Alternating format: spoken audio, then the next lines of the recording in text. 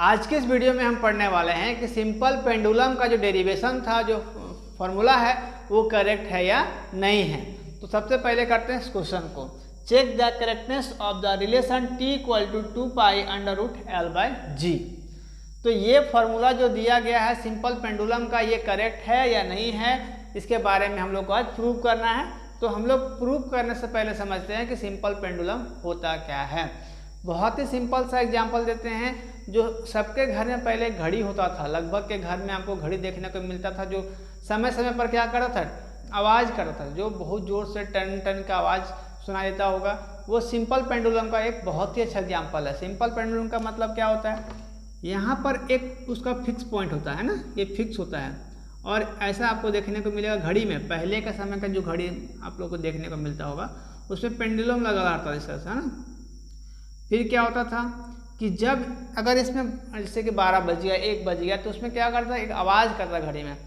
तो ये क्या करता था कि एक बार उधर एक बार इधर, जैसे कि फर्स्ट में यहाँ पर आ गया, फिर क्या करता था, यहाँ पर चला गया, है ना। तो ये अपने फिक्स पॉइंट पर क्या करता था, मूव करता था, है ना। इस तरह से आपको देखिए, ये फिक्स पॉइंट है इसका, एक बार इधर एक बार इधर। इसका फिक्स पॉइंट से ये क्या करता था, टू एंड फ्रो करता था, एक बार इधर एक बार इधर। ये सिंपल पेंडुलम का सबसे अच्छा एग्जाम्पल जो मैंने बताया कि एक पहले जो घड़ी आता था, अभी भी आपको देखने को मिलेगा, वो एक सिंपल पेंडुलम का बेस्ट एग्जाम्पल है ना। सभी को ने देखा होगा कि वो घड़ी आवाज़ टाइम टाइम पर, अभी भी वो बड़े बड़े जगह पर कहीं पर जो बहुत ही पुराने इमारत बने हैं, वहाँ पर आपको देखने को मिलेगा इस तरह का घड़ी, जो समय पर क्या करता है, 12 बजने पर वो आवाज़ करता है, ऐसे मूव करने लगता है। उसका ये फिक्स पॉइंट रहता है और ये मूव करता है ना। ये सबसे अच्छा एग्जाम्पल है सिंपल पेंडुलम को समझने के लिए। तो सिंपल पेंडुलम को जब हम लोग पढ़ते हैं तो ये फॉर्मूला जो है t इक्वल टू 2π√L/g, ये करेक्ट है या नहीं है, इसके बारे में हम लोग को डिटेल पढ़ना है, प्रूव करना है, ठीक है। सबसे पहले समझते हैं कि t क्या है, l क्या है, g क्या है। देखिए सबसे पहले यहाँ से l जो है, l इसका क्या है, लेंथ है ना, लेंथ है। और t क्या है, time period of a simple pendulum, इसका टाइम पीरियड है। और g क्या है, acceleration due to gravity, acceleration due to gravity. चलिए अब इसको हम लोग क्या करेंगे, सबसे पहले हम लोग देखना है यहाँ से गिवन, ये दिया हुआ है क्वेश्चन में हम लोग का। तो पहला हम लोग इसको लेंगे LHS को, LHS को। तो LHS से हम लोग क्या लेना है कि t equal to time period को हम लोग डिनोट कैसे करते हैं, तो टाइम पीरियड को हम लोग t से, कैपिटल T से डिनोट करते हैं, ठीक है। टाइम को सिंपली हम लोग t में कन्वर्ट कर दिए, इसको कोई चेंजेस नहीं करना है। बच गया आपका 2π√L/g, ठीक है। ये आपका RHS हो गया, है ना। पहले हम लोग पढ़े LHS, अब हम लोग पढ़ रहे हैं RHS। LHS को चेंज करना तो बहुत ही सिंपल था, कोई इसमें दिक्कत नहीं है।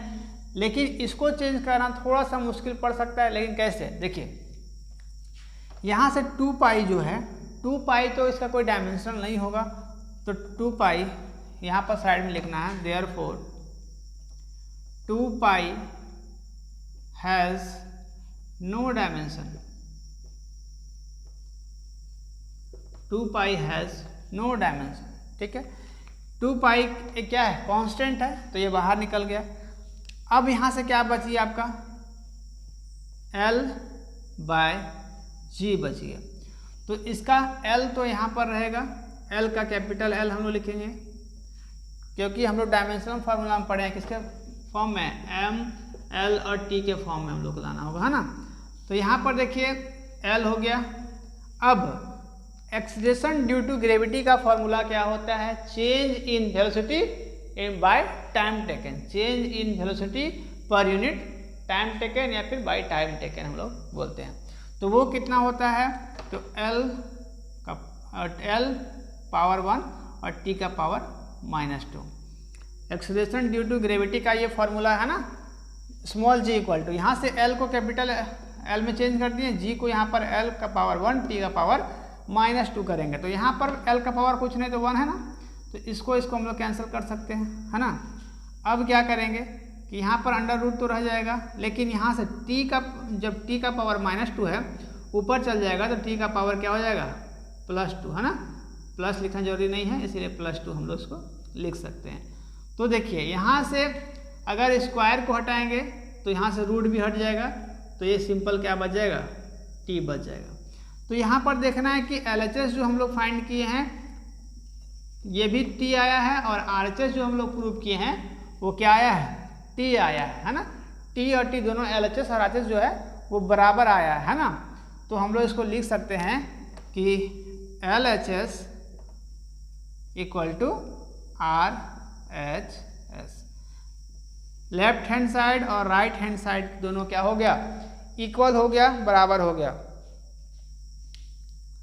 फिर लिखेंगे देयरफॉर जो रिलेशन हम लोग का दिया हुआ है वो क्या आ गया है करेक्ट आ गया है ना। जो रिलेशन हम लोग को सिंपल पेंडुलम का दिया गया था वो क्या आया करेक्ट आया, क्योंकि LHS और RHS दोनों क्या आ गया है बराबर आ गया है। उसको हम लोग लिखेंगे the given relation is therefore the given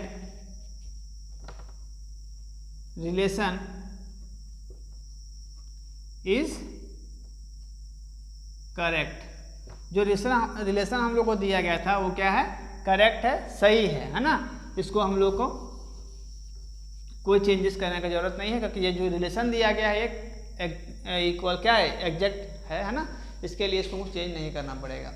तो check the correctness of relation t = 2π√L/g क्या है करेक्ट है, ये प्रूव किया गया है। यहाँ पर अगर एग्जाम में आपको पूछा जाए तो इस तरह का डेरिवेशन आप लोग करोगे, लेकिन अभी क्या हो रहा है क्लास 11 का जितना भी एग्जाम होता है वो ऑब्जेक्टिव एग्जाम्स में कर दिया गया है। तो इस तरह का डेरिवेशन भी आप लोग करोगे ताकि आगे भी सिंपल पेंडुलम के बारे में आप लोग को पढ़ना भी है ना। इस तरह का वीडियोस और बहुत सारे इस चैनल पर अपलोड हैं। आप लोग चाहोगे तो मेरे चैनल को सब्सक्राइब कर सकते हैं और शेयर भी करो, ताकि जो और भी बच्चे हैं वो आसानी से फिजिक्स पढ़ सकें, अच्छे मार्क्स ला सकें। मिलते हैं अगले वीडियो में, तब तक थैंक यू, टेक केयर, जय हिंद।